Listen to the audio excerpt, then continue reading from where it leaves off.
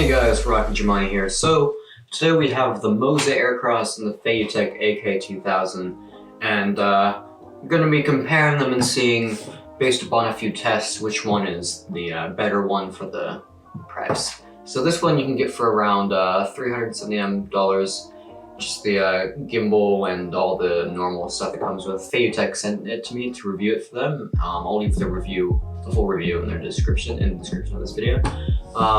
This is the Moza Aircross. I got it for around 250 bucks used. It's a incredibly good gimbal for the price, and it is meant for mirrorless cameras. However, it fits my T6i in there just fine. So if you have a smaller camera, this one's good for there, and this one is meant for the smaller cameras. If you have bigger, more heavy cameras, FeiyuTech also makes the AK4000, which is just the big brother to this, and you can heavier cameras such as the Canon 1DX, which is massive.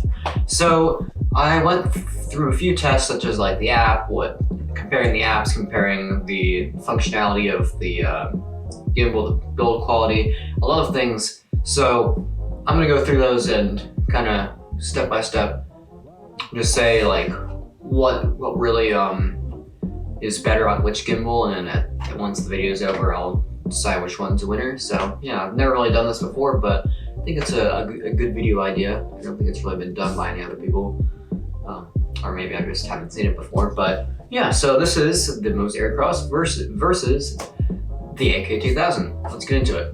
So our first category is build quality. Both of these gimbals have actually really good build quality. So the Moza Aircross is built out of actually entirely metal, with a bit of like this kind of rubbery substance here for just the grip. And the tripod at the bottom is made of the same metal and then rubber tips. I think the inside of that is like coated in some kind of glue just to keep it all stuck together. This one, mostly metal, a few bits of plastic here and there. Same kind of like grip, but sometimes when you're holding this grip, it slides up and it gets really annoying because you have to keep like dragging it down just to readjust that. And I don't really like that too much. But other than that, it looks really strong. It's durable, fits in my bag.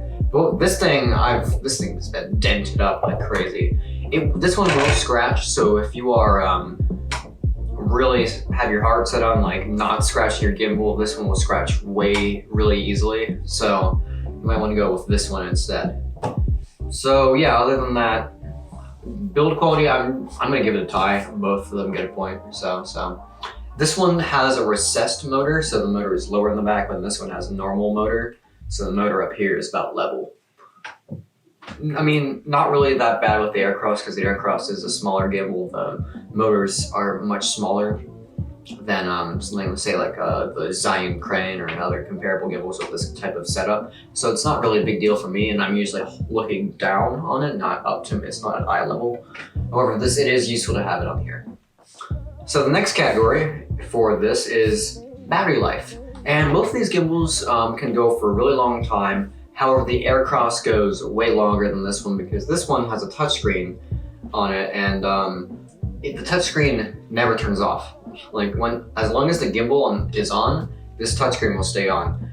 And I wish there would be an option just to turn the touchscreen off.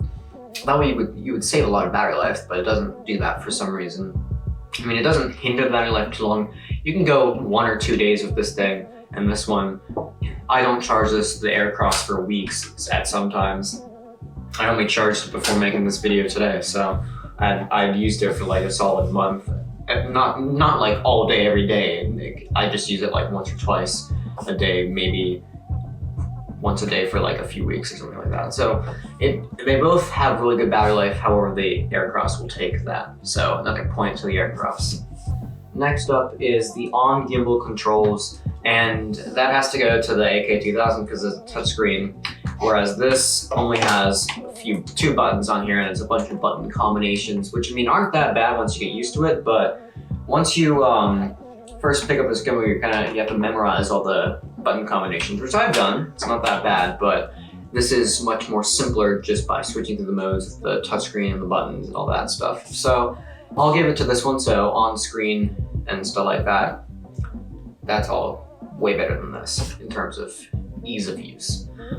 Next is the app, and the app for the Aircross and the app for the FeiyuTech aren't too great all the time, but the AK2000 has a better like UI and just it looks much cleaner. The Aircross looks super outdated, like the app is kind of old looking. They really need to refresh it, but I don't think they will because they have a new app for their new gimbals. So sometimes the Aircross one works as it should all the time. Like there's not really any glitches. However, when I dial the settings in to this one, it will forget the settings. I dial in like the motor strength will just forget it. And I don't really understand that in like the custom like Bluetooth stuff I have set up with this, and it remembers like what device I use, but just doesn't really remember the settings the custom settings I put in, like all the sensitivity and all that. It just doesn't remember that, and it's kind of weird. So that's a little glitch with the AK2000's app, so that might need to be fixed. However, updating the gimbal, you have to update the Aircross if you want to do the update for whenever they send out an update to the gimbal through this cable, and you have to do it through a computer. You can't do it through the app. This one you can do over Bluetooth. So that is a plus, and you can change more of the settings in this one's app, like Inception Mode speed and other things like that. This one you can't do all of that. However, I mean, functionally wise, the Aircross has the better app, but the AK2000 has a better looking app with more features that just don't always work. So I'm gonna give it a tie to both of them, because I mean, Aircross, sometimes the app will crash too, but they're about the same in terms of just ease of use and all that stuff. Next category is, so these next tests are using the gimbal outdoors, and this first one is walking in a straight line with the gimbal, and I use the same camera, Canon T6i, with the 10 to 18 millimeter wide angle lens on both of these. And so the first one I did was with this one walking in a straight line right in front of my house. And this one has some problems. I pointed out in the review before, it doesn't have a dead angle. A dead angle is like when you're holding the gimbal and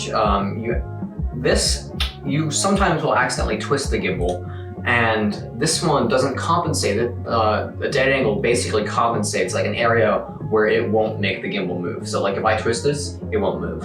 But it doesn't have that. So it's very sensitive, and you can see in the video it just kind of jerks around, which is kind of annoying because you can't really get the effect right. This one has a dead angle and you can adjust it in the app, and it's so easy to use. Like you don't even have to worry about like the jitters from side to side unless you're like twisting it like some kind of maniac or something, I don't know. But like you can just walk in a straight line and it'll be fine. So the point to this one for walking in a straight line. Next thing is the Inception Mode. So Inception Mode is basically a barrel roll function that both of these gimbals happen to have, and I really like barrel roll stuff with the gimbal because I mean it's cool, you know? That's kind of how I like it. I just like to, you know, put a few of those shots in my montages. And I tried it with the AK2000 and it sucks. Like it has a feature to do it, but it's so unresponsive and it lags. It like I didn't even know what it was doing. Like first of all, when I put the joystick this way, you have to put the gimbal in a flashlight mode, right? So it's kind of like this. And I pushed the joystick one way, it went the other. And I wasn't expecting that. And then it kind of just like, it slowly did it and it jerked at some points and it was kind of like up and down. And it wasn't even pointing straight, it was like pointing this way when I was holding the gimbal like this. And then it like kind of spazzed out at the end and just gave up. Which doesn't make sense because the motors on this thing are very strong and can hold cameras way heavier than mine. So I think it's just a software problem or some other thing where this thing just doesn't perform very well in Inception Mode. Now this one on the other hand is much better. However, sometimes it's not as consistent the whole time. It'll roll faster in some points than the others, but for the most part, this one has the most clean looking roll. It gets rid of up and down motions very well. Like just like in the walking mode, you don't see as much up and down. This one you don't see up and down because I don't know, it just doesn't compensate for that well. It's not as springy. So yeah, the Aircross gets another point. So next was the test with walking in lock mode. So lock mode basically puts the gimbal as it is, right? And then you can't, when you're in lock mode, you can't twist it, you can't tilt it, you can't turn it. So the camera stays pointed in the direction you originally started in, and no matter what you do, it will stay pointed in that direction. Which is really useful for like doing hyperlapse sequences, and a must-have when you're using this, because just if you want to walk in a straight line with the AK2000, you can't do it unless you're in lock mode, because it's just gonna glitch out. It's gonna spaz like it. And that dead angle is super useful, and the fact that this gimbal doesn't have it, like I said before, kind of ruins like the point of having smooth shots on a gimbal. Like, well, why buy a gimbal if it doesn't have a dead angle? You're still getting shake in your footage because of the panning. So the fix to that is to walk in lock mode. But even then, I didn't get it when I was walking then, but I have had times where this thing will it'll be in lock mode, getting nice smooth footage, and it'll just jerk out, like it'll glitch. And I don't know why it does that. The camera was perfectly balanced, it does other stuff, and oh my gosh, my life is going to fall. Convenient. Anyways, yeah, it'll glitch out sometimes. It's not too often, but it will glitch out. And I just don't understand why it does it. I think it's just bugs that they have to work out in the software. Like, they could add a dead angle if they wanted to in the software.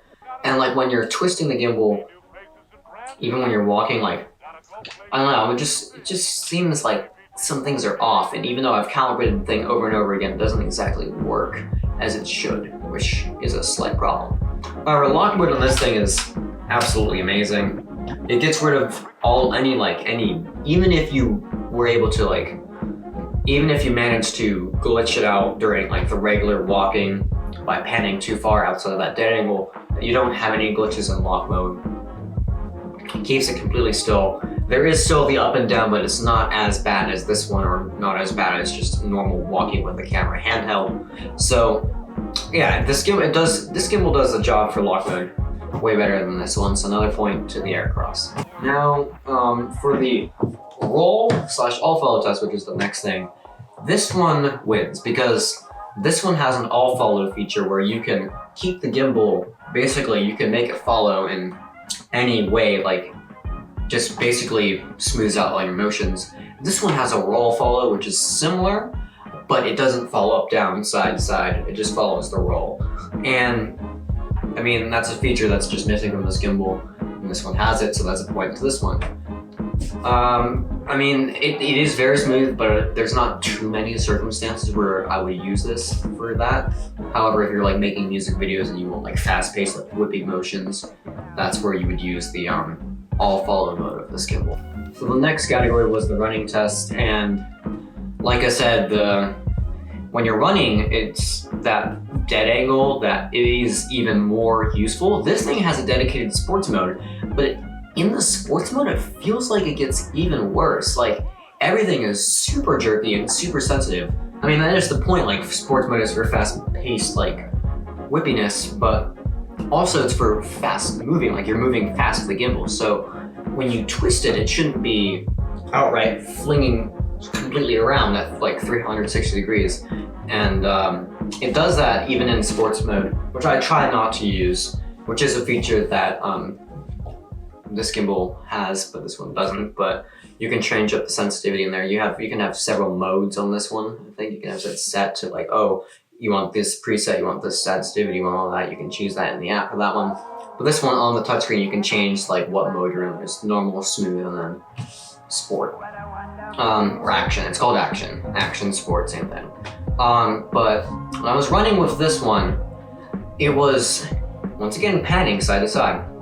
This one, maybe a little bit of panning, because I mean, when you run, everything's a bit more exaggerated, but it wasn't as bad and it wasn't really noticeable. However, this one, to a certain extent, can't really stop the up and down motion when you're running, because when you're walking, you can kind of ninja walk, which basically keeps it all like steady vertically, but when you're running, you gotta go fast. I mean, if you're chasing a subject with a gimbal, you're gonna get that up and down, and that's where you might want to buy a dual handle grip or something that like will absorb the extra stuff. So up and down motion you can't really fix on a 3-axis gimbal, but the Aircross takes the cake in this one. The final little comparison would be the inverted mode. And it's kind of complicated because this one, since it has this recessed motor, it can do inverted mode like this. You can just point it forward, but you can also do it like the normal way, like this, completely flipping it upside down. When you flip it upside down, it's horrible. I mean, it's like, I don't know, like kind of takes what the normal jerky panning and like multiplies it by 10. It's like jerking around. And yeah, so it takes the normal panning and like jerks it around even more. So, and I mean, it shakes too, but when you have it, like when you point it forward for inverted mode, it's not as bad. So, and this one, inverted mode is about the same as just regular mode. It's not really that shaky at all. You still get the up and down motion even more exaggerated because you're holding it like below you and you're like, I don't know, just kind of running or just moving. And it's kind of awkward to hold a gimbal upside down. That's how I see it. So, I mean, I'm gonna give it a tie for both of these because this one has a better option for inverted mode, which doesn't always work if you have microphones on here, but the ability to tilt it forward is very good because this one has the normal motors. When you tilt it forward, it's going to get in the way of the camera's view, and then you're just going to have a motor on the top of your screen. This one you won't because it's recessed, so it's not in that way. So the overall winner is the Aircross, but that's just, it's kind of my opinion, but like just what I use it for, the Aircross works so much more seamlessly. This gimbal is more expensive, but I've chosen multiple times to use the Aircross over this one. Like this one is great. I mean, it works, it does what it's supposed to, stabilizes your footage, just not really to the extent that I wish it could. And most of these things can be fixed in software, so it means it's not like permanent. It's not a hardware thing. It's not the gimbal is bad because it was built wrong. It works right, just they have to fix the software bugs. And they don't support the Aircross anymore. Like Moza, the company that makes the Aircross, they don't really do much about the Aircross. Like if you have a problem, like they don't really make software to fix it. They kind of like, they want you to buy the new ones. Like they want you to buy the Aircross 2 and the Air 2. And I mean, it's good, those are good gimbals and all, but they're also kind of expensive. So this one is newer, this one's older. If you want more support, FeiyuTech is a lot more helpful in terms of their support team than Moza. Moza basically doesn't even have like a support team at all, from what I can tell. I emailed them and they didn't really, it took them like a week and a half to respond. So it is what it is, but FeiyuTech has better support and stuff like that. So if the final factor is, if you have a smaller camera and you don't mind the upper motor like being in your way sometimes, get the Aircross. But if you have a larger camera, this one will hold it better. The Aircross will start to fail when you put a heavier camera on it. Since mine's pretty light, that's why it does pretty well. This one actually probably will do better with a heavier camera on it, simply because it just has stronger motors and sometimes they can't lower the sensitivity or like strength of the motors enough to compensate for lack of weight on the gimbal. I don't know what the real problem is with the panning. I mean, I hope they add a dead angle in the app, but other than that, I mean, Aircross is the winner for me, but not for everyone. Some people will prefer this over the Aircross. Yeah, I mean, it's just a matter of preference. No real winner, just like for everyone, but for me, I would pick the Aircross. Alright guys, thanks for watching. If you did enjoy this video, feel free to drop a like and subscribe, and I'll see you in the next video, I guess, then, if you are subscribed. And be sure to have your notifications on, because YouTube hates sending videos to my subscribers. They really hate it. So, yeah. I don't really know what to say, so I'm just going to end the video right here. Thanks for watching.